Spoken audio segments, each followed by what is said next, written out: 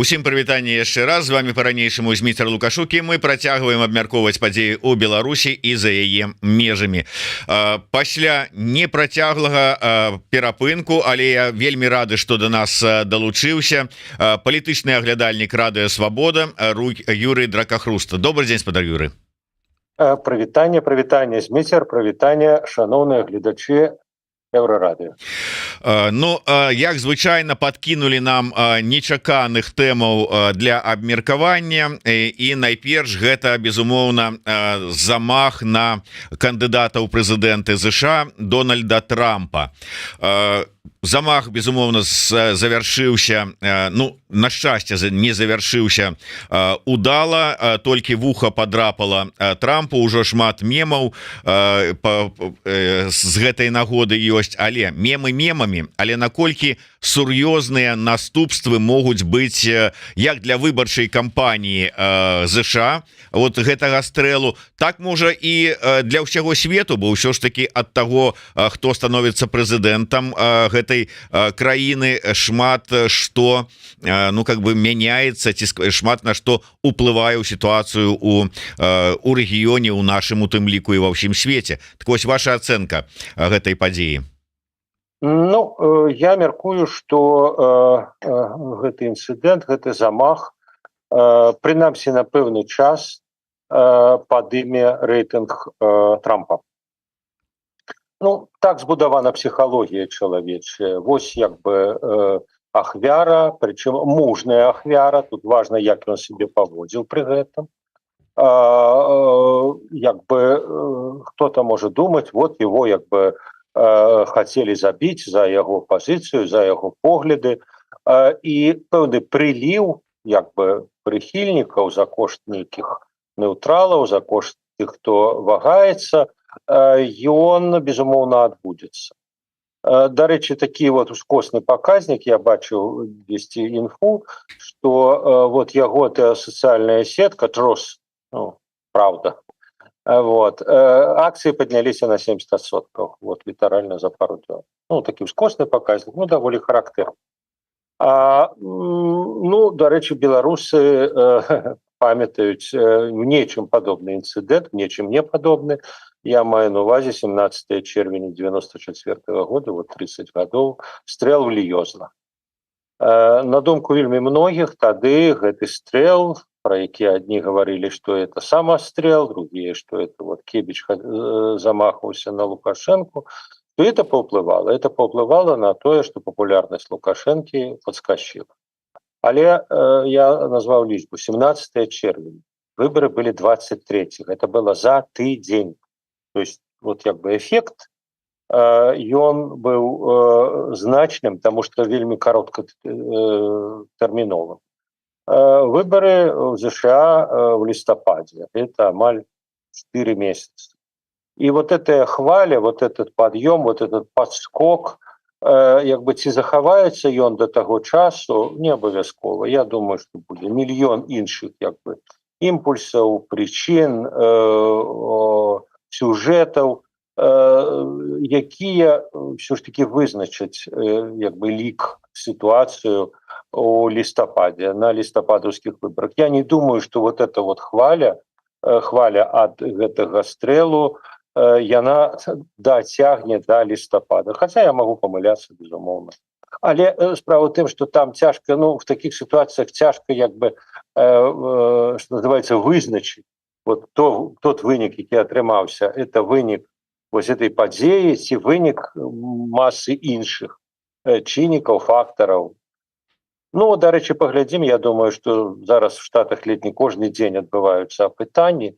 Паглядзім, якія будуць свежыя апытанні. Ну, мой прогноз так падымецца. Ну, да, я бы сказал, 5% пунктов. Ну да, сапраўды, вот вы добра прыгадалі, но дакладней ўжо і раней оно прыгадвалася гэтая паралель с нібыта замахам на Лукашэнкі, с такими жартамі, что вот вам, калі ласка, непаўторны арыгінал нападу, а вот фальшыўка зробленая у ЗША. Але сапраўды як гэта ўсё паўплывае, тому что не першы замах на кандыдатаў прэзідэнта ЗША за гісторыю прэзідэнцкіх выбараў ЗША, і далёка не кожны кандыдат, на якога быў здзейснены напад, по выніку вот такого уздыму папулярнасці стаў прэзідэнтам. Так, былі выпадкі, што замах быў, а прэзідэнцтва не атрымаў. Ну, такое бывало таксама, да, так. Але уявім сабе сітуацыю, і тут можа быць у звязку з гэтым замахам, не ў звязку з замахам, а ўвогуле, што Трамп становіцца прэзідэнтам ЗША. Вашы ацэнкі для Беларусі, для нашага рэгіёна, гэта што азначае? Таму што шмат розных перасцярогаў, што Трамп вельмі такі і прапуцінскі, і ўвогуле невядома што. Ну, карацей кажучы, розных гіпотэз хапае, а ваша ацэнка? Ну, ведаеце, я думаю, што найперш ён праамерыканскі. І яго пазіцыя, якой яна будзе, калі ён стане прэзідэнтам, я б сказаў, у невялікай ступені вызначаецца тым, што ён гаворыць зараз, вызначаецца яго рыторыка. Яго рыторыка часткова абумоўлена кантэкстам кампаніі, ён обязаны оппонировать Байдену, оппонировать демократам, он повинен давать хвостки, такие выразные формулы. Як яно будзе насамрэч, и, скажем, ну, калі казаць такую самую выразную рэч наконт Украины, то здавалася б, вот эта формула, я там досягну миру за один день, и, звычайно, все вот только это цитуют. Вот який он, як бы там, дзіўны, скажем так. Але он говорит так: я зараблю за один день, но калі Путин адмовится от моей формулы, то я дам зброі Украине столько, то Путин крякнет. Трамп это говорит. И тому, як бы, абсолютно невідавочна, что калі Трамп прыйдзе да ўлады, то ён як бы отдаст все Путину, что тому хочется. Ну, далеко не все, докладно не все. Потому что, ведаете, ну, все-таки его лозунг – это «Зробим Америку изноў великой». Но, умовно кажучи, капитуляции перед Путиным Америку не зробить великой паводле вызначения. И тому, як бы, политика Трампа можа, ну, принамсі адносна Украины, можа адрознівацца ад политики Байдена, але гэта не будзе капитуляцыі. Ну, я в этом вам абсолютно упэўнены. Я б сказал, абсолютно упэўнены. Она можа, тое, што ён прапануе, можа не спадабацца украінцам, можа. Да, можа. Вот. Але сказаць, што это будзе тое, што як бы прынізіць Америку, не факт. Нет, это невідавочна. Што тычыцца Беларусі, это складана вельмі сказаць, тым больш, што, ведаеце, ну, вот, як бы, просто как бы традыцыя американская, то калі прыходзіць новый прэзідэнт, прыходзіць новая каманда, то палітыка адносна такіх краін, як Беларусь, ну, не будзем перабольшваць волю нашай вялікай краіны, вот, як я казаў, даходзяць рукі дзесьці праз год-паўтара. Каб штосьці мяняць кардынальна, калі толькі няма нейкага імпульса з такой краіны. Ну, понятно, калі, умоўно кажучы, у 25-м годзе адбудзецца паўтарэнне 20-го году, ну, так, напэўна, при прэзідэнце Байдене ли, Трампе ли, какие-то, як бы, крокі в адказ будуць. Але калі нічога такога не будзе, то праз год-паўтара, ну, да, вот, дойдзе справа до Беларусі, магчыма, какие-то рашэнні новыя будуць прымацца. А на гэты час, ну, будзе, на шчасце ці на жаль, хто як лічыць, ну, будзе працягвацца в прынцыпе інерцыйная палітыка. В прынцыпе, будзе працягвацца інерцыйная палітыка, а за гэтыя год-паўтара вельмі шмат што зменіцца. Ну, прынамсі, я думаю, што будзе больш ясная сітуацыя з той же вайной. Мгм. Ну вот, дарэчы, за год-паўтара шмат што зменіцца, і я так разумею, зараз пачынаецца задумывацца, ну ці нават не задумывацца, а спрабаваць нейкія масты наладзіць з захадам лукашэнкаўскі рэжым. І гэта ну как бы відаць па заявах новага міністра замежных спраў і вот па гэтых прызначэннях. Зараз вось ён заявіў про тое, что я маю на увазе міністра, про тое, что там вот Польшчу заклікаў да перамоваў по спробе навесці парадак на мяжы і гэтак далей. Можа быть, сапраўды зараз яны скіруюцца на тое, что ну неяк так вось пачаць выбеліваць Лукашенку і сябраваць, перагортаваць старонку, скажем так. Ну, Дмитрий, мы з вами, як люди не вельмі маладыя і як бы бачылі рознае у свеце, і мы ведаем, што пакуль, прынамсі пакуль, это чарговая хваля. Этыя хвалі мы бачылі нават пасля 2020 года. Ну, прыгадайце, як, здаецца, летась Лукашенко абвяшчаў, сказаў, што будзе амністыя для палітычных. Памятаеце? Где-то в 22-м годзе. Вот. Причем амнистия была примеркованная до вот этого придуманного дня там, народного адзінства до 17 верасня, а адбылася в лістападзе, пасля 7 лістапада, ну так само как бы офіцыйнага свята. Размаўлялі, вели перамовы, гандляваліся, а мы вызвалім тое, а мы вызвалім гэтых, а што вы нам дадзіце? Дарэчы, вот наконт вот цяперашняга вызвалення, якое вот адбылося некалькі дзён таму, мы яшчэ не всіх ведаем, там 18 чалавек. Таксама многія: о, Лукашенко мяняе палітыку там. А прыгадайце, верасень 21-го году 13 чалавек былі вызвалены. І тады таксама: вот это новое дыхание, это переворачивание. Ну и что, якія наступствы мела вызвалення тых 13? Ніякіх. Так и этих 18. Что это означает? Может быть, и ничего. Тое, что Минск гандлюецца, да, так они весь час гандлююцца. Зараз, як бы, чарговы раунд.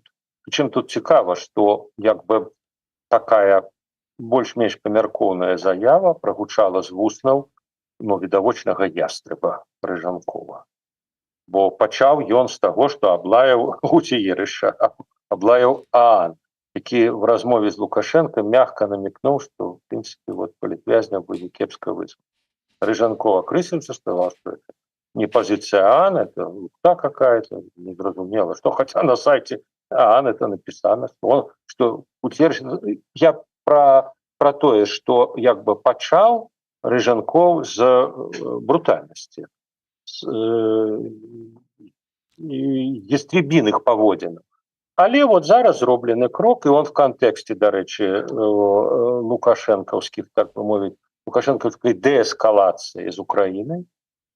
Вы прыгадайце, тыдзень таму Лукашенко з трибуны: все, украінцы вайной на нас ідуць, як он распавядаў, там сотні людзей бегуць военкоматы, вот. А на мінулых выходных не, все добра, все. Украінцы все зразумелі, мы все зразумелі, мы откатываем войскі назад. Ну, не все зразумела, але, ну, вот, як бы, дадатковыя. І сёння, дарэчы, Хренін і Тэртэль, да, все, тихо, мирно. Ну, я бы сказал так, добра, что такое говорится, добра, что не напомповывается новое, что нет, вот яшчэ некалькі тысячаў пришли в военкоматы, мы уже все готовы, так сказать, нашу ядерную зброю выкатили, нашу ядерную зброю, уже прям подкатили к мяжы. Вот. Добра, что он говорит не так, а что зараз говорится инакше. И причем цікаво, вот мне здаецца, так хутка регистр Лукашенко адносна Украины редко менял. Вы памятаете, калі был выбух в Мачулище? Лукашенко что говорил? Зеленский гнида. Недавно, пару месяцев тому, Владимир Александрович говорит то-то. А вот как от гниды перешло из нового до Владимира. А вот как-то, мягко, тихо. А тут резко. тыдзень тому Лукашенко говорил, что украинцы ледь не воевать супраць нас собрались, а на минулых выходных резко все, ребята, не трэба гнать эту хвалю. Ну и так само, до речи, вот вы можете пригадать, ну это как бы іншая такая линия, но она у Лукашенко присутнічае. Калі он на этой нараде по СМИ крыху паўшчуваў Азарёнка, причем не за своих можешь лаять хоть матом, украинцев поаккуратнее, Гриша, поаккуратнее, не трэба так, вот как ты робишь. Вот, так что и вот эта вот сегодняшняя заява Рыженкова относно поляков, ну да, это, можно сказать, линия обозначения того, что принамсі в международной политике Лукашенко готовы демонстровать некую мягкость. Магчыма, это связано вот с новой командой, которая пришла, той же Рыженков, той же Круты, тая ж Петкевич. Але я бы не казал, что это вот как бы новая сторонка.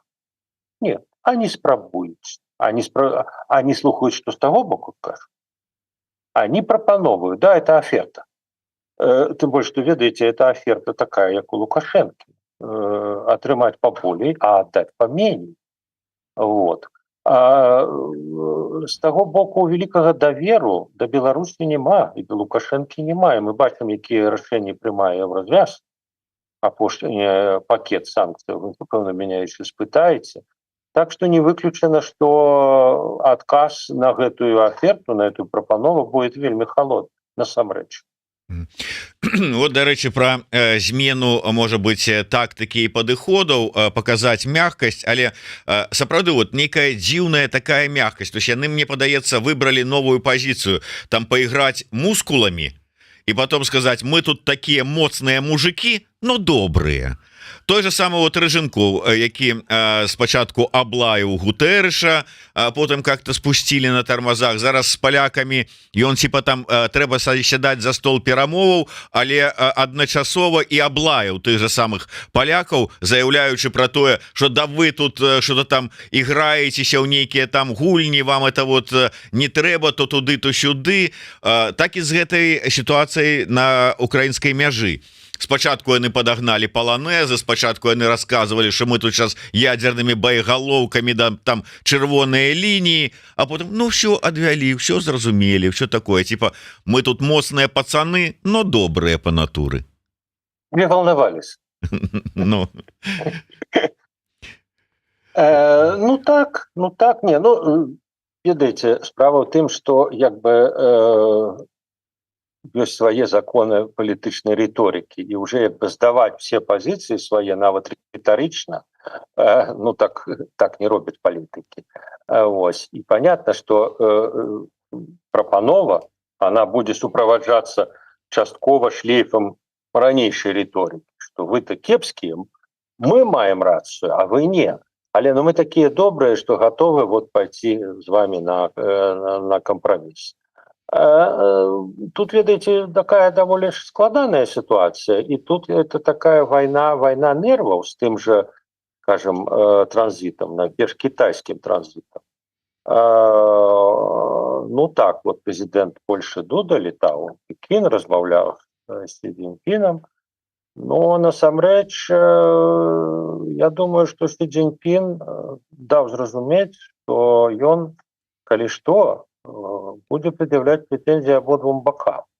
В этом смысле, я думаю, что частково Беларусь на это реагует. Але и Польша, так мовить, так само в певном смысле трымае паузу. Потому что вот эта вот погроза перекрыть транзит, ну вот как мне сдается, для Польши это, так сказать, тая погроза, якая мацней за выкананне. Вот пока они этим погрожают, они моцныя, и они могут чего-то с Лукашенко выбить. Але калі яны реально его перекрыют, то китайцы им дякую не скажут.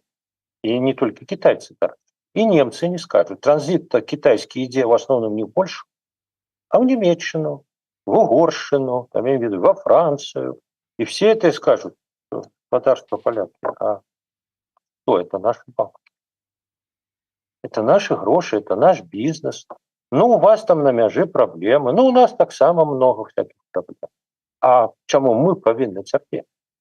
І вот апошні візіт Шольца ў Варшаву, калі ён вёў перамовы з Тускам, но я не пачуў там ад Шольца, каб Шольц сказаў: да, правильно, поляки вот хочуць перакрыць мяжу з Беларусью, а тое, што мы китайский транзит згубім, ну и хрен с ним, як бы демократия важнее.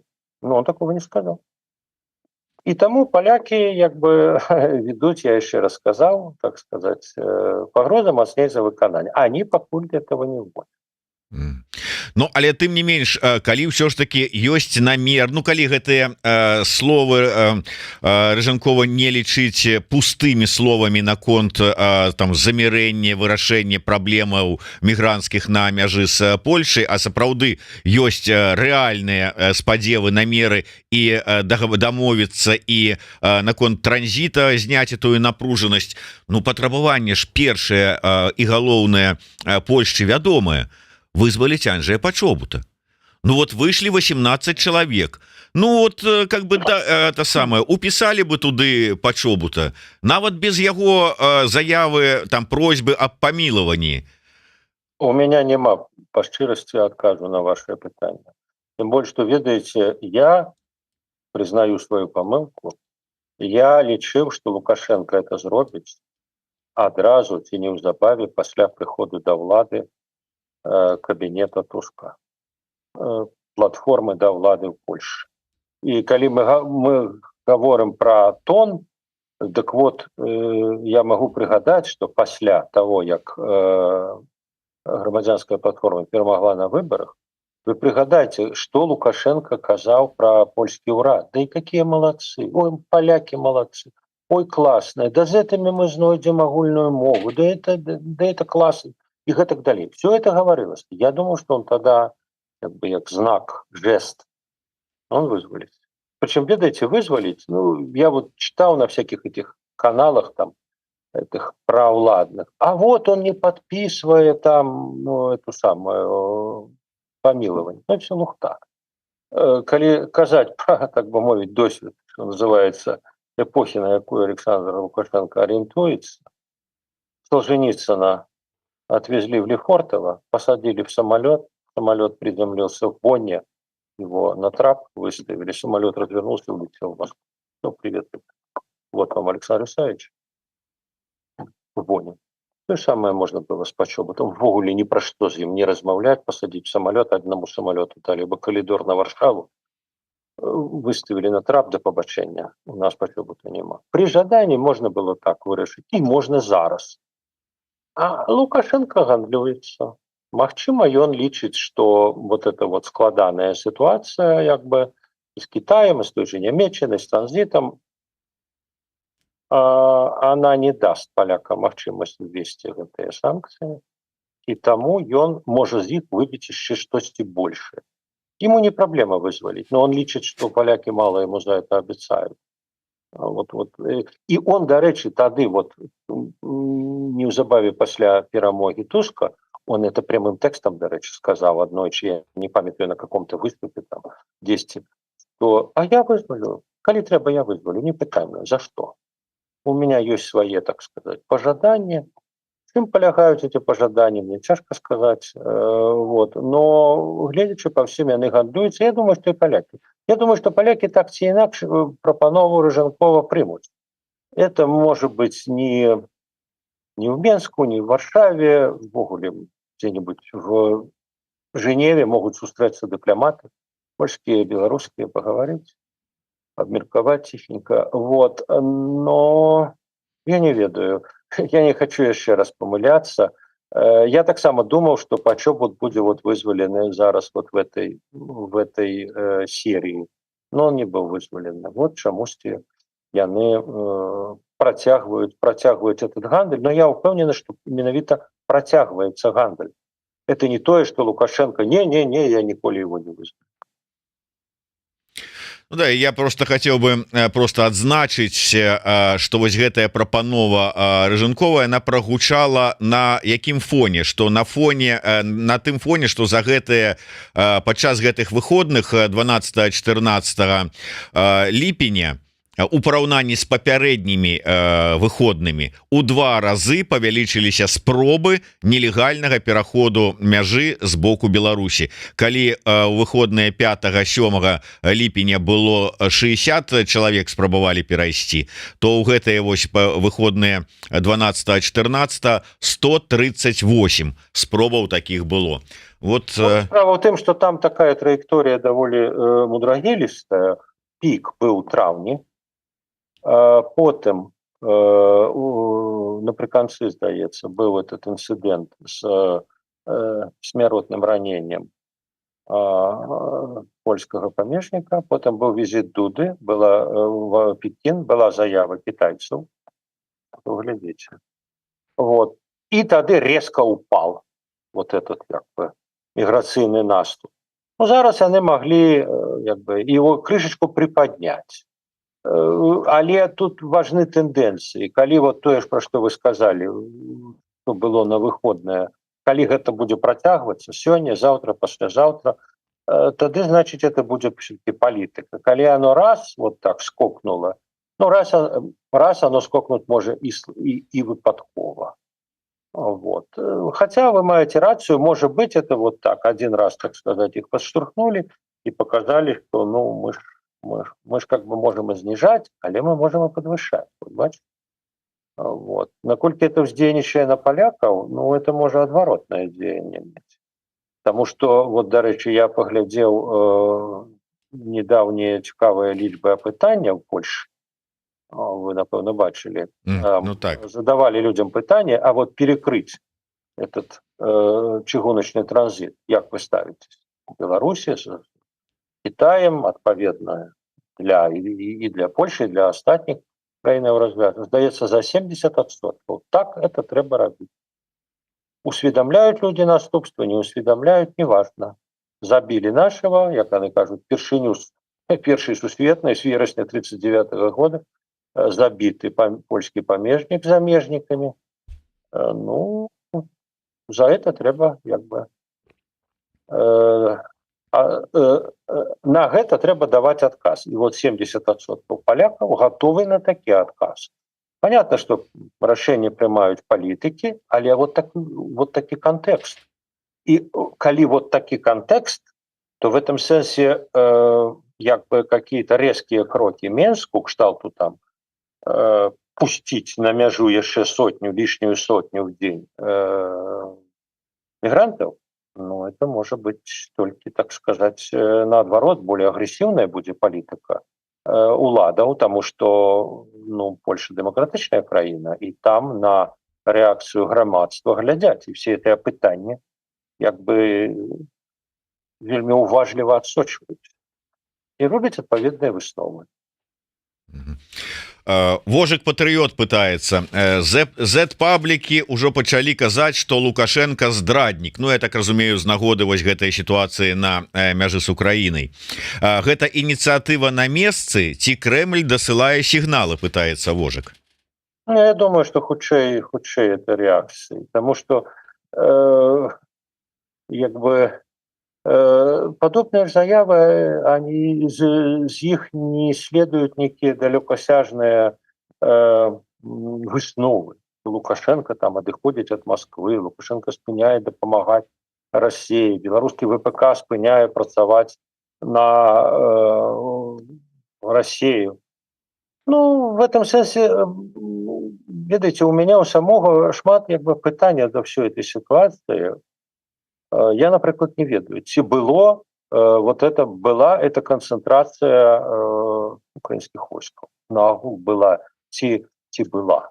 Ну, толькі што вот перад вами, я выбачаюся, што перабіваю, у мяне у эфіры быў такі былы супрацоўнік СБУ, эксперт Украінскага інстытута будучыні Іван Ступак, які сцвярджае, што ніякай такой вось падвышэння канцэнтрацыі войскаў не было. Была ратацыя звычайная, якая робіцца, а вось што менавіта падцягнулі новыя часткі дадатковыя, як казаў Лукашенко, такога не было. Ну так вот прынамсі сцвярджае Ступак. Ну, ведаеце, справа ў тым, што многие украинские эксперты, они как бы отчувают себя на войне, они есть на войне. і таму як бы часам іх заявы они як бы тлумачацца военной неабходнасцю военной логікі. Я памятаю, была заява, калі вот беларускі бок стаў казаць, што украінцы там штосьці канцэнтруюць, прадстаўнік памежнай службы Украины сказал так, что Украина прямая все необходные меры для забеспечения своей безопасности. И тому он не сказал, не-не-не, мы никого туда не дзейнічаем так, як трэба, як лічым патрэбна. Вот. И тому я думаю, что нават калі яны это зрабілі, беларускі бок зрабіў адпаведную як бы дэманстрацыю, магчыма і са згоды, дарэчы, Москвы. І я не выключаю, что вот это вот чарговая як бы чарговы спектакль Лукашэнкі на мяжы, он таксама быў згоден з Москвой. Таму што мы бачым больш шырокі кантэкст. Расія, в прынцыпе, дамагаецца перамоваў. Так она и вядзе наступ, але это одна из опций. И, магчыма, Лукашенко с его вот такой риторикой вписан в этот больше широкий московский план. И в этом смысле, как бы, пригадайте, ведь основная эта теза Лукашенко уже довольно давно, лишь не с лютого 22-го года. Миритесь зараз. Вот все, не замиритесь и добро. На той линии, так сказать, линию зафиксуйте. Як бы там нават не важно, хто каго прызнае, а просто зафіксуйте, спыніце стральбу. Он это весь час говорит, по сутнасці. Магчыма, і Москве зараз вот эта его идея как бы близко. Дарэчы, цікавае супадзенне, не ведаю, как бы, зразумела, это вельмі розныя людзі, але вот ліст нобелевскіх лаўрэатаў, які на днях быў апублікаваны, ну, он про то же самое. Лукашенко есть тут. Іншы чалавек, але яны сказалі про то же самое. І, дарэчы, калі глядзець апытанне Беларусі, то менавіта вот эта опция, она набирает самый большой отсоток. Причем не только сярод прихильников Лукашенко, як такого. Але опции «не, трэба, каб Украина перамагла», ці «не, трэба, каб Россия перамагла», они не збирают больше, а больше збирают вот это. Ну, на этом гуляя. Это не есть прямая позиция Москвы цяперашняя, вот, але Москву задавальняе тое, что Лукашенко такую позицию отстаивая раз за разом. А этот конфликт, ну да, ну поскандалил, ну пошумел, распавёў, як люди бегут у военкомат. Но як побегли в военкоматы, так и из военкоматов побегут назад. А линия у его застаецца все ж таки гэтая. Миритесь сегодня.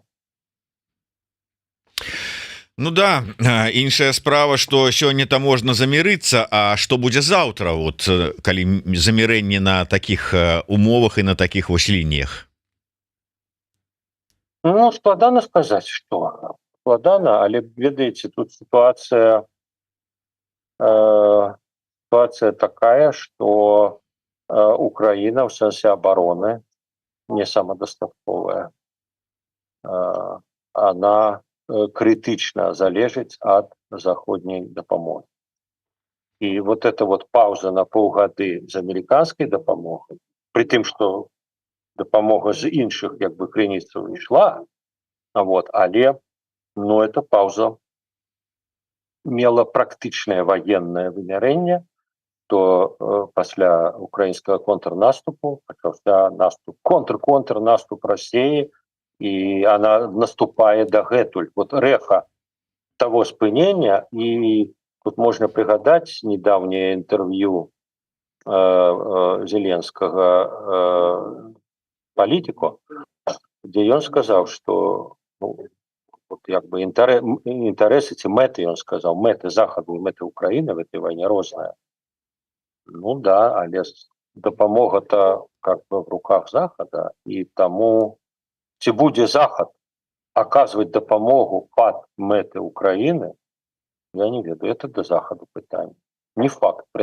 Прынамсі гэта не факт.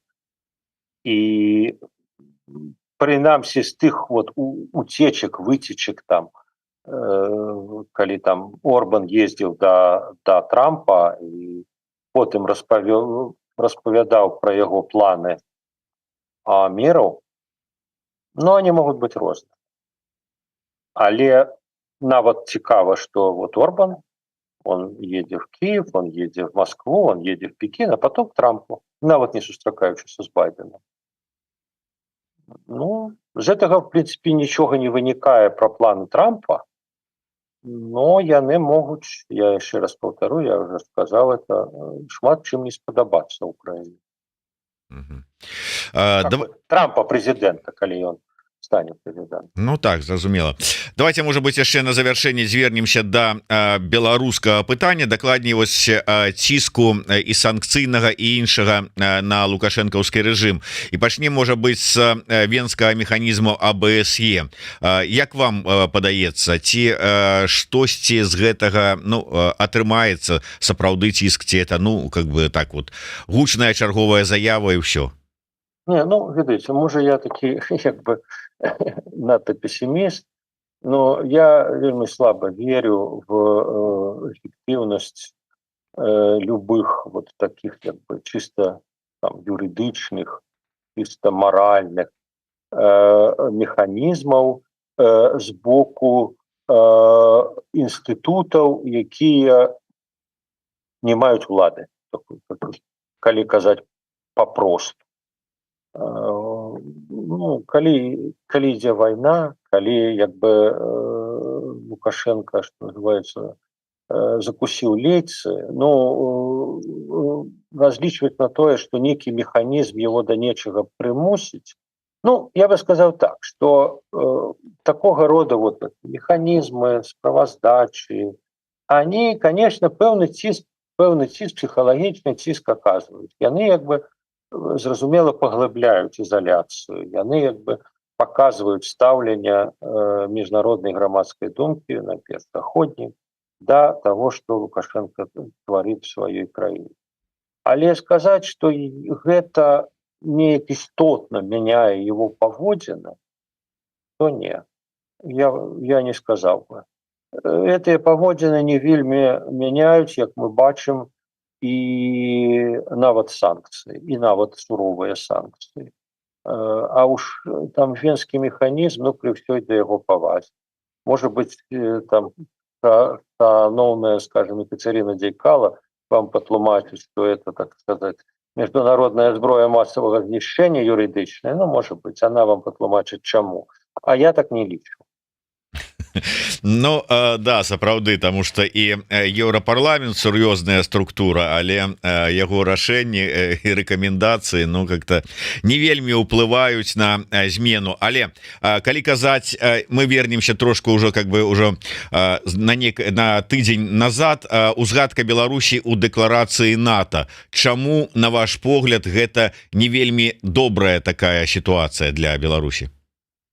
Ну, ведаеце, я бы сказаў так, эта сітуацыя не вельмі добрая, мне здаецца, з прычыны таго, чаго в этой дэкларацыі няма. То есть там абсолютно слушна пералічана, што Беларусь юрыдычна з'яўляецца суагрэсарам. Беларуская дзяржава в этом удзельнічае, яна прадастаўляла тэрыторыю для атак, спачатку сухапутных, потым ракетных. Военно-промысловая машина Беларуси працуе на военно-промысловую машину России. Это одна опция. Другая опция, то тоже правда, это ядерная сброя. Ядерная сброя, просунутая в Беларусь. Вот. Это простовая погроза, ну, такая гипотетичная погроза для Европы и для Украины. Калі пачнецца война России з НАТО, то Беларусь будзе ў яе задзейнічана таму, што на яе тэрыторыі стаіць расійская ядерная зброя. Але далей пастаўлена кропка. І в этом сэнсе хацелася б, каб там было сказано, што ўвогуле-то вот как бы беларускі народ, прынамсі его значная частка, думает по-іншаму, што это палітыка рэжыму, беларускага, а не беларускага народу. То есть такая формула, якую Ціхановская, Латушка сотні, тысячи разоў на кожнай міжнароднай пляцоўцы паўтараюць. І Ціхановская гэта паўтарала і на форуме, на грамадскім форуме НАТО таксама некалькі разоў паўтарала. Ее выслухали там и там, и там. Ну, а вот в декларацию написали то, что есть. И в этом смысле, ну, вы же разумеете, что, конечно, бюрократы, они как бы з одного боку розные, скажем, белорусские бюрократы какой-нибудь, ну, умовно кажучи, польские или іншие. Вот. Але яны дзейнічаюць по инструкциях с одного боку, а с другого боку яны адчуваюць, что есть паветра. И коли паветра задаецца вот такой декларацией, что Беларусь агрессор, что агрессор, кропка, все, то тогда многие пытания отдать белорусу визу, а не дать, а пропустить его там с каким-то товаром в Европу, через Европы в Беларусь. И опытный чиновник, який разумеет, куда ветер дзьме, подумает, что коли я забараню, мне ничего не будет.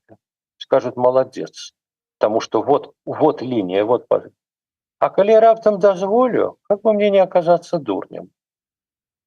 Как бы мне не оказаться дурнем? Так я лепш буду робить, вот как пишут разумные люди, так и буду робить.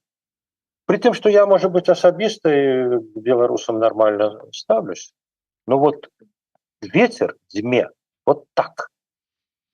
И вот в этом смысле, ну, я бы сказал, что то, что не было хотя бы абзаца, хотя бы фразы про то, что, ну, все ж таки белорусское громадство не супадае режимом, белорусское громадство не агрессор.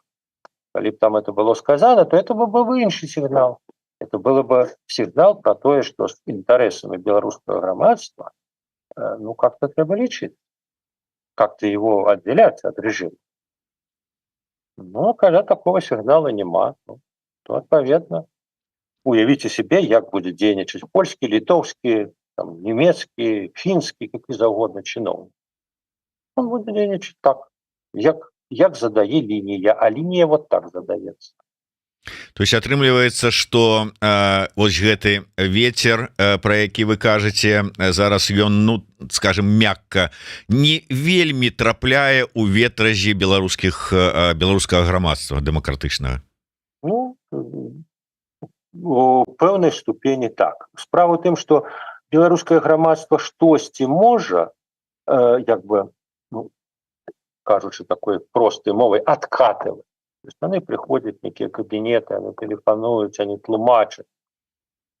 И часом штосьці меняется. Ну, памятаете, вот это как в Литве там, вот ввели они меру ничего не пропускать. Там бутылку горелки нельга, там цукерки нельга, там то и нельга.